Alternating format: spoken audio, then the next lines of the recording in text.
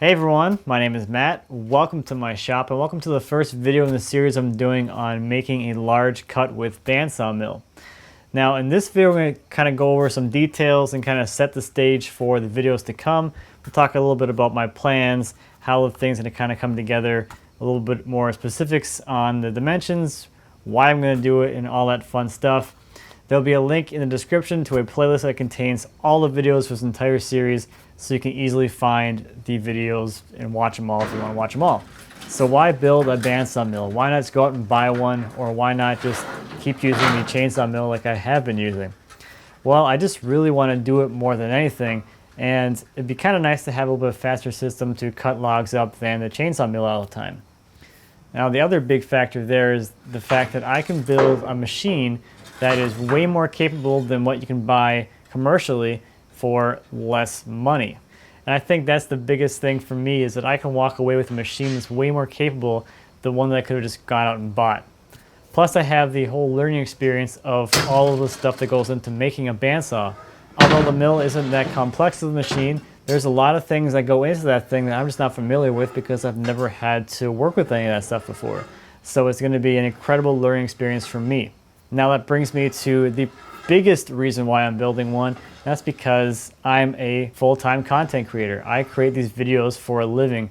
So building something like this that's really interesting to people, that can be something that people will enjoy watching, that is the biggest motivator by far for me. So let's talk about the overall design constraints that I had going into this project. Now the biggest thing is I wanted a really wide cut width, because that's kind of a really unique feature that you can't really buy unless you start spending a lot of money. So I'd like this mill to be able to cut at least 5 feet wide. And I came up with that number because that's pretty much the biggest log that I can fit onto my log trailer with my log arch. Now the next constraint is the overall length of the mill. I'm going to be putting this in my driveway, in my yard. I don't have a whole lot of space for a 20-foot long mill or something. So my constraint there is to be able to cut a 10-foot long log, because a 10-foot long log is what I can fit onto my log trailer, and 10-foot lumber is the longest lumber that I can store in my lumber shed. And the last little constraint here is that it's going to be a stationary mill. Having it be stationary instead of being trailer mounted allows it to be really close to the ground, so I don't have to worry about getting the logs up onto the mill. I don't have any intention of taking this mill out somewhere else and doing milling for hire or something. At this point, if I need to mill a log for someone, it is a lot more convenient for me to use my log trailer to go pick up the log and bring it back here than it is to try and build and have a way to transport this whole mill. So of course, as I went into this early on, I went online and I took a look for some plans for bandsaw mills. I figured there should be some of them out there, and there are. One of the plans I looked at specifically is one by Texas Ben here on YouTube. I'll have a link to his video about his plans and his mill that he built. And I purchased his set of plans. I think they were $35. You buy them over on eBay and they come shipped to you on a little CD-ROM. Now I went looking through that, and it is a great set of plans. There's a lot of detail in there. Everything is laid out well. There's descriptions of all the steps. But I felt that it wasn't going to be able to scale to the size of cut width especially that I was looking for. That design is a 2-post design, and the way that I'm going to be setting up is with a 4-post carriage, which I think will give a little bit more rigidity for a cut that is going to be 5 feet wide at some point, or if I get a log on there that big, which I do have some of those. So I decided to kind of go off on my own, and the great thing about having those plans to start with was I got a really good sense of the way things can kind of come together. There's a lot of mechanical parts in there, a lot of things that kind of you don't really know about, you don't really know how they work if you've never experienced or done any work with any kind of stuff like that. So that was a great point for me to start, just to get my mind around the whole mechanics of a sawmill. So this mill is going to be built in 2 major phases. The first phase here is going to be a fully manual mill. That means that everything on the mill will be powered by me, except for the blade. That'll be driven by a motor, which we'll get to. But everything will be all manually controlled, and it can be used that way. Now, phase 2 is going to be to make everything hydraulically driven.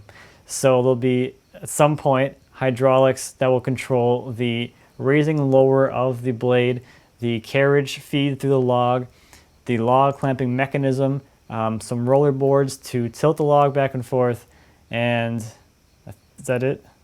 Did I say clamp already? Basically, my intention is to take everything possible that would be a hydraulic feature on a larger mill or a commercial mill and bring that into my mill. That's going to be phase 2 because I can kind of roll those out as I have time in the future. Once I have a working mill, that's kind of the happy point. You know, I can actually use it and then I can add to it in the future. So as we look at the overall plans that I have here so far, you can kind of see that the intention here is to have a lot of temporary things that will eventually lead to that hydraulic features. So a lot of things may seem overbuilt at this point because it's just a log sitting on a deck. But when you start exerting pressures from hydraulics, like the log clamp, that's going to exert a lot of pressure on that frame, clamping that log in place. So I want to have a sturdy enough frame that can handle that kind of stress. So let's take a little look at some of the plans. So I'm getting help with the drawings for the plans as well as some overall thoughts on the plans from my friend Dima. You can check out his YouTube channel. I'll have a link. Where is that thing? Right there. To his channel. You can check that out. But looking at the plans here, the first thing I want to really point out is that these are working plans in the sense that nothing on here is really concrete until the whole thing is built. So a lot of the stuff on here is maybe omitted or temporary because we haven't exactly figured out the exact way we want to go about it. And then when we actually figure out the preferred way we want to go about it, Dima will go ahead and draw that into the model.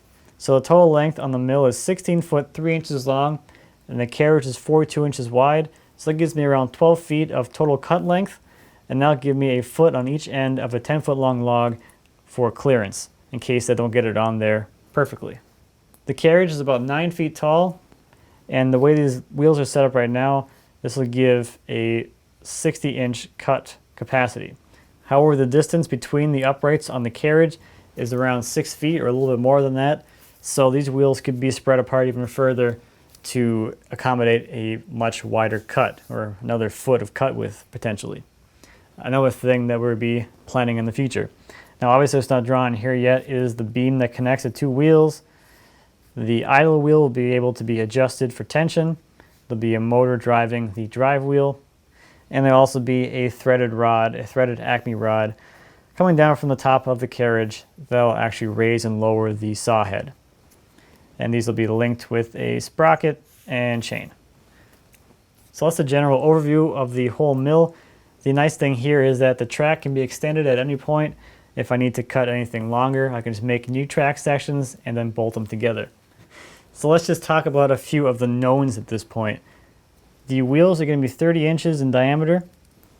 The base of the track is going to be made all from 2x6 by 1/4 inch wall thickness tubing, and then the rails on the sides will be 3/8 inch angle iron, 2 inches square, and then the runners on here are going to be stainless steel, and those are going to be 2x2 by 1/4 inch wall thickness as well. Now here's a look at the plan for the track. Here you can see the stainless steel tube, which will actually support the logs, and that will be bolted down to the frame, and the bolts will allow this whole thing to be shimmed in case the frame isn't flat. So again, this is a working plan. This is just kind of a general guide to get us going in the right direction. A lot of things aren't drawn yet that will come in later, such as stops to keep this whole carriage from rolling off the end of the rails, or the leveling fleet, which will keep it in contact with the ground. So of course, there's a ton of detail that's not in here yet, but there's a lot of that up here still. So I just have to get together with Dima and decide on a few more details, and as we kind of get going through this, I think it's going to come together really nicely. There's a lot of options out there to do the same thing. You know, like for instance on here, there's no log stuff. There's no log clamps, there's no side supports yet. And again, a lot of that comes down to what I end up doing is going to be temporary, in a sense that I'll be replacing that kind of stuff with the hydraulic stuff in the future.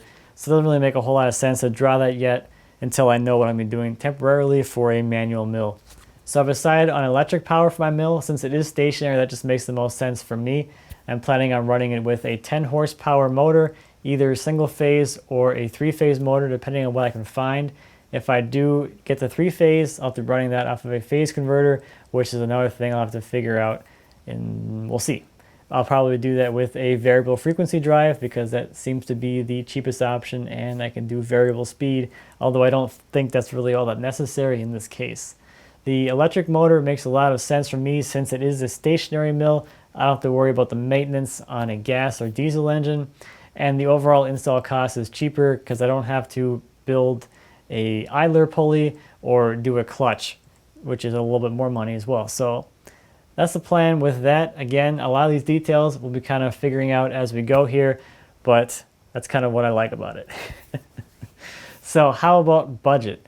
Well, at this point, based on what I know, I have the largest costs already figured out or required in the case of the steel, and this is going to be around a $5,000 build to get to a mill that's fully manual and can do all of this with the cut length and size that I've indicated here.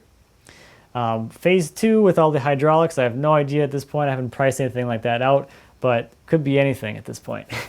Who knows? Maybe I can find some hydraulic stuff as well. The last thing I want to touch on right now is the time frame. I've started the build already this evening, so at this point I'm just going to be working on it as I have time and throughout the weeks. So we'll see how fast it goes. I have no idea how long it's going to take. Again, I've never done this before, but I'm definitely eager to get going on it. We'll definitely see. With the videos in the series, they're going to be a lot more build along. They're going to be released basically right after I finish that section of work. I'm going to break it out at least into the overarching themes of the track, the carriage, and the saw head, and then there might be subdivisions within that depending on the amount of detail that needs to go into each of those videos. So at the end of the build, I'll have plans available. So if you want to build your own, you'll have the plans, and you can follow along with the videos if you want to make your own or a modified version of this mill. So thank you so much for watching. I'm really looking forward to getting into this one. I don't think I've ever been more excited about a build in my life. If you have any questions or comments about the plans or the mill or anything like that, please feel free to leave me a comment. As always, I'd be happy to answer any questions you might have, and I love your feedback as well. The more ideas I have to source the final design from, the better. So thanks again, and until next time, happy woodworking.